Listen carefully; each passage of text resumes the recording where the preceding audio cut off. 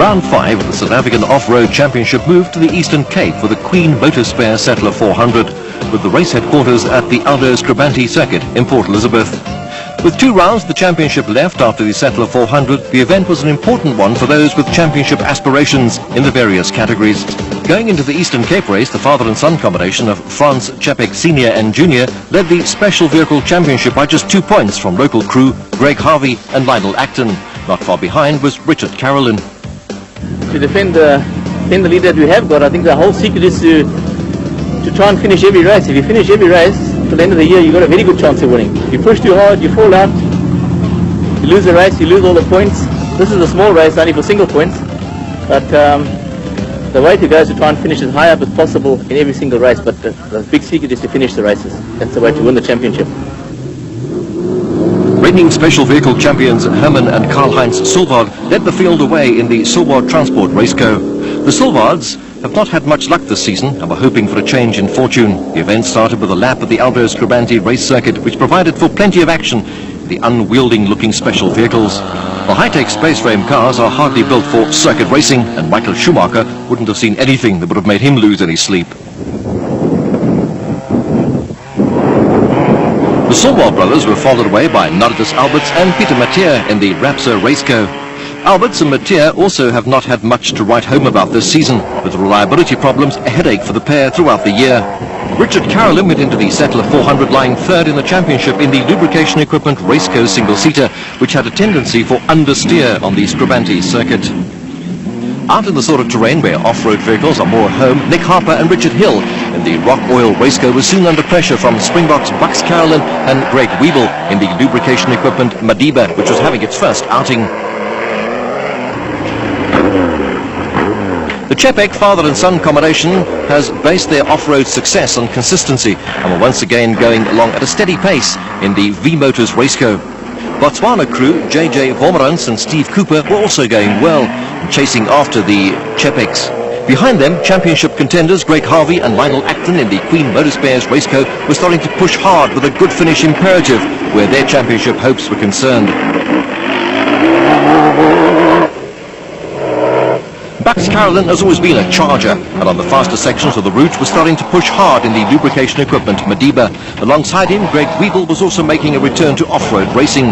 One of the top drivers a season or 2 ago, Wiebel was back as a navigator and thoroughly enjoying himself sitting alongside Carolyn.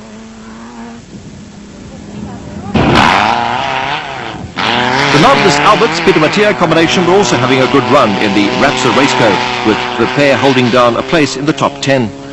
Alberts and Mathieu were also reveling in the faster sections, but were being chased by the local crew of Rene Lloyd and Owen Tutton, who were later forced to retire after being well placed in Class B. JJ Vormerans and Steve Cooper were also starting to mount a challenge in their raceco. With the race to be decided on corrected time over 2 racing sections, crews were pushing as hard as they could.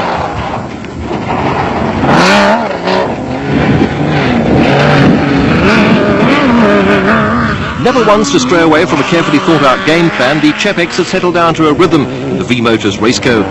After winning the Bell Sugarbelt 400 in Natal earlier in the season, the Čepeks were looking for their 2nd victory of the season and were not taking any unnecessary risks.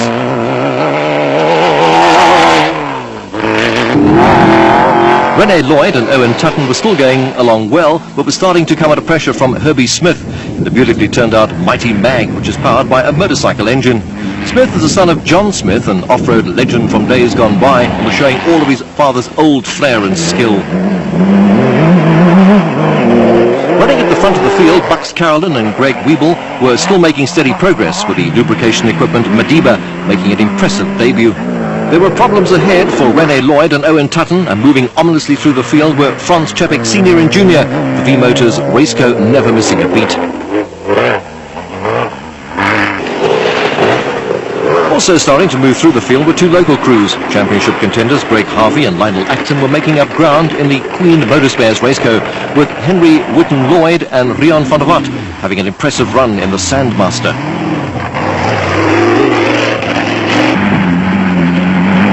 Herbie Smith was also having a tremendous race in the Mighty Mag and was challenging for a place in the top 5 in the quick and manoeuvrable single-seater. With Bucks Carolyn and Greg Wiebel running into problems, the Chepex have picked up the pace and were starting to take control of the race. A good scrap developed between the Chepex and Greg Harvey Lionel Acton's car. The Transvaal crew gradually opening up a slight gap on the Eastern Cape rivals.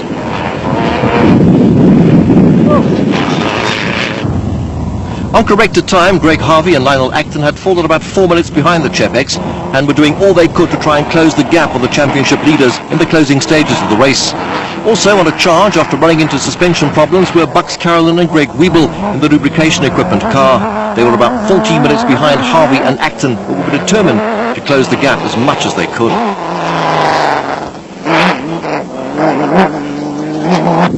Still going like a train in the mighty mag, the impressive Herbie Smith had moved into 4th place on corrected time. Although he was a long way behind the Carolyn Wiebel car, Smith had plenty of time in hand over 5th place Henry Whitten-Lloyd and Rian van der Walt, who were being chased by Nardus Alberts and Pieter Mathieu in the Rapsa Raceco. Back at the finish at Albo Scribanti, the Chepex came sailing home for their second win of the season after another typically consistent performance. Chepex edged a few points clear of Greg Harvey and Lionel Acton in the championship race, with a good debut result for Bucks Carolyn and Greg Wiebel. Herbie Smith and Henry Whitten-Lloyd and Rian van der Walt completed the top 5, only 8 finishers making it to the line after a tough event. Conditions out there were very nice. This morning there was quite a bit of rain, which is very bad in the open car because the glass is missed up and the visor missed up. So you got to drive with your visor up and down and the rain stings on your face when you pick the visor up. So it's very difficult to drive in the rain. But thank God it didn't rain for too long. Otherwise it would have been a bit more difficult. But I think it would have been more difficult for everybody except for the guys with the windscreen.